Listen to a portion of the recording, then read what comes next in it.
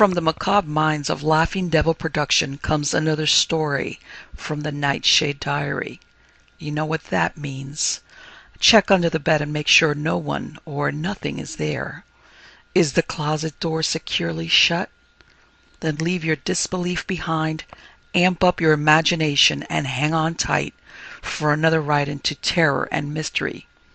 And like all good horror stories, just imagine it's a dark and stormy night.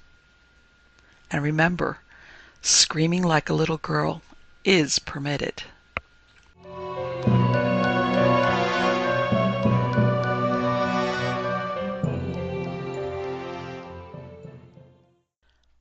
The Striding Place by Gertrude Atherton. Weigel, continental and detached, tired early of grouse shooting. To stand propped against the sod fence while his host workmen routed up the birds with long poles and drove them towards the waiting guns, made him feel himself a parody on the ancestors who had roamed the moors and forests of this West Riding of Yorkshire in hot pursuit of game worth the killing. But when in England in August he always accepted whatever proffered for the season, and invited his hosts to shoot pheasants on his estates in the south. The amusements of life, he argued, should be accepted with the same philosophy as its ills. It had been a bad day. A heavy rain had made the moor so spongy that it fairly sprang beneath his feet. Whether or not the grouse had haunts of their own, wherein they were immune from rheumatism, the bag had been small. The women, too, were an unusually dull lot, with the exception of a new-minded debutante who bothered Weigel at dinner by demanding the verbal restoration of the vague paintings on the vaulted roof above them. But it was no one of these things that sat on Weigel's mind, as when the other men went up to bed. He let himself out of the castle and sauntered down to the river. His intimate friend, the companion of his boyhood, the chum of his college days, his fellow traveler in many lands, the man for whom he possessed stronger affection than for all men, had mysteriously disappeared 2 days ago, and his track might have sprung to the upper air for all trace he had left behind him. He had been a guest on the adjoining estate during the past week, shooting with the fervour of the true sportsman, making love in the intervals to Adeline Cavan, and apparently in the best of spirits. As far as was known, there was nothing to lower his mental mercury, for his rent roll was a large one. Miss Cavan blushed whenever he looked at her, and being one of the best shots in England, he was never happier than in August. The suicide theory was preposterous, all agreed, and there was as little reason to believe him murdered. Nevertheless, he had walked out of March Abbey 2 nights ago without hat or overcoat, and had not been seen since. The country was being patrolled night and day. 100 keepers and workmen were beating the woods and poking the bogs on the moors, but as yet not so much as a handkerchief had been found. Weigel did not believe for a moment that Wyatt Gifford was dead, and although it was impossible not to be affected by the general uneasiness, he was disposed to be more angry than frightened. At Cambridge, Gifford had been an incorrigible practical joker, and by no means had outgrown the habit. It would be like him to cut across the country in his evening clothes, board a cattle train, and amuse himself touching up the picture of the sensation in West Riding. However, Weigel's affection for his friend was too deep to companion with tranquillity in the present state of doubt, and instead of going to bed early with the other men, he determined to walk until ready for sleep. He went down to the river and followed the path through the woods. There was no moon, but the stars sprinkled their cold light upon the pretty belt of water flowing placidly past wood and ruin, between green masses of overhanging rocks or sloping banks tangled with tree and shrub, leaping occasionally over stones with the harsh notes of an angry scold, to recover its equanimity the moment the way was clear again. It was very dark in the depths where Weigel trod. He smiled as he recalled a remark of Gifford's. An English wood is like a good many other things in life, very promising at a distance, but a hollow mockery when you get within. You see daylight on both sides, and the sun freckles the very bracken. Our woods need the night to make them seem what they ought to be, what they once were before our ancestors' descendants demanded so much more money in these so much more various days. Weigel strolled along, smoking and thinking of his friend, his pranks, many of which had done more credit to his imagination than this, and recalling conversations that had lasted the night through. Just before the end of the London season they had walked the streets one hot night after a party, discussing the various theories of the soul's destiny. That afternoon they had met at the coffin of a college friend whose mind had been a blank for the past 3 years. Some months previously they had called at the asylum to see him. His expression had been senile, his face imprinted with the record of debauchery. In death the face was placid, intelligent, without ignoble lineation, the face of the man they had known at college. Weigel and Gifford had had no time to comment there, and the afternoon and evening were full. But coming forth from the house of festivity together, they had reverted almost at once to the topic. "I cherish the theory," Gifford had said, "that the soul sometimes lingers in the body after death. During madness, of course, it is an impotent prisoner, albeit a conscious one." Fancy its agony and its horror. What more natural than that, when the life spark goes out, the tortured soul should take possession of the vacant skull and triumph once more for a few hours, while old friends look their last. It has had time to repent while compelled to crouch and behold the result of its work, and it has shrived itself into a state of comparative purity. If I had my way, I would stay inside my bones until the coffin had gone into its niche, that I might obviate for my poor old comrade the tragic impersonality of death. And I should like to see justice done to it, as it were, to see it lowered among its ancestors with the ceremony and solemnity that are its due. I am afraid that if I dissevered myself too quickly, I should yield to curiosity and hasten to investigate the mysteries of space. You believe in the soul as an independent entity, then? That it and the vital principle are not one and the same? Absolutely. The body and soul are twins, life comrades, sometimes friends, sometimes enemies, but always loyal in the last instance. Some day, when I am tired of the world, I shall go to India and become a Mahatma, solely for the pleasure of receiving proof during life of this independent relationship.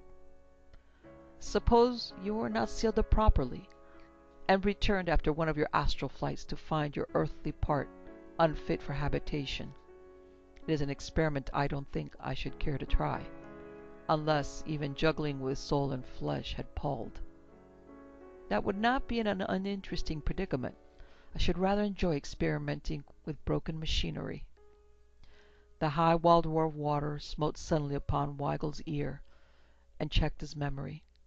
He left the wood and walked out on the huge slippery stones which nearly closed the river wharf at this point, and watched the waters boil down into the narrow pass with their furious, untiring energy.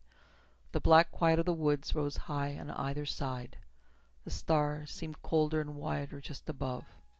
On either hand the perspective of the river might have run into a rayless cavern. There was no lonelier spot in England, nor one which had the right to claim so many ghosts, if ghosts there were. Weigel was not a coward, but he recalled uncomfortably the tales of those that had been done to death in the Strid. Wordsworth's boys of Egremont had been disposed of by the practical Whitaker, but countless others, more venturesome than wise, had gone down into that narrow boiling course, never to appear in the still pool a few yards beyond. Below the great rocks which formed the walls of the Strid was believed to be a natural vault, onto whose shelves the dead were drawn. The spot had an ugly fascination. Weigel stood, visioning skeletons, uncoffined and green, the home of the eyeless things which had devoured all that had covered and filled that rattling symbol of man's mortality, then fell to wondering if any one had attempted to leap the Strid of late. It was covered with slime. He had never seen it look so treacherous. He shuddered and turned away, impelled despite his manhood to flee the spot.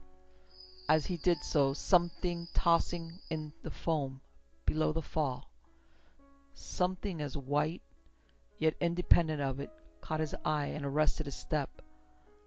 Then he saw that it was describing a contrary motion to the rushing water, an upward-backward motion. Weigel stood rigid, breathless. He fancied he heard the crackling of his hair. Was that a hand? It thrust itself still higher above the boiling foam, turned sidewise, and 4 frantic fingers were distinctly visible against the black rock beyond. Weigel's superstitious terror left him. A man was there, struggling to free himself from the suction beneath the Strid, swept down, doubtless, but a moment before his arrival, perhaps as he stood with his back to the current. He stepped as close to the edge as he dared. The hand doubled, as if in imprecation, shaking savagely in the face of that force, which leaves its creatures to immutable law, then spread wide again, clutching, expanding, crying for help as audibly as the human voice. Weigel dashed to the nearest tree, dragged and twisted off a branch with his strong arm, and returned as swiftly to the Strid. The hand was in the same place, still gesticulating as wildly. The body was undoubtedly caught in the rocks below, perhaps already halfway along one of those hideous shelves. Weigel let himself down upon a lower rock, braced his shoulder against the mass beside him, then leaning out over the water thrust the branch into the hand. The fingers clutched it convulsively. Weigel tugged powerfully, his own feet dragged perilously near the edge. For a moment he produced no impression. Then an arm shot above the waters. The blood sprang to Weigel's head. He was choked with the impression that the Strid had him in her roaring hold, and he saw nothing. Then the mist cleared. The hand and arm were nearer, although the rest of the body was still concealed by the foam. Weigel peered out with distended eyes. The meager light revealed in the cuff's link of a peculiar device. The fingers clutching the branch were as familiar. Weigel forgot the slippery stones, the terrible death if he stepped too far. He pulled with passionate will and muscle. Memories flung themselves into the hot light of his brain, trooping rapidly upon each other's heels, as in the thought of the drowning. Most of the pleasures of his life, good and bad, were identified in some way with this friend. Scenes of college days, of travel, where they had deliberately sought adventure and stood between one another and death, upon more occasion than one, of hours of delightful companionship among the treasures of art, and others in the pursuit of pleasure, flashed like the changing particles of a kaleidoscope. Weigel had loved several women, but he would have flouted in these moments the thought that he had ever loved any woman as he loved Wyatt Gifford. There were so many charming women in the world, and in the 32 years of his life he had never known another man to whom he had cared to give his intimate friendship. He threw himself on his face. His wrists were cracking. The skin was torn from his hands. The fingers still gripped the stick. There was life in them yet. Suddenly something gave way. The hand swung about, tearing the branch from Weigel's grasp. The body had been liberated and flung outward, though still submerged by the foam and spray.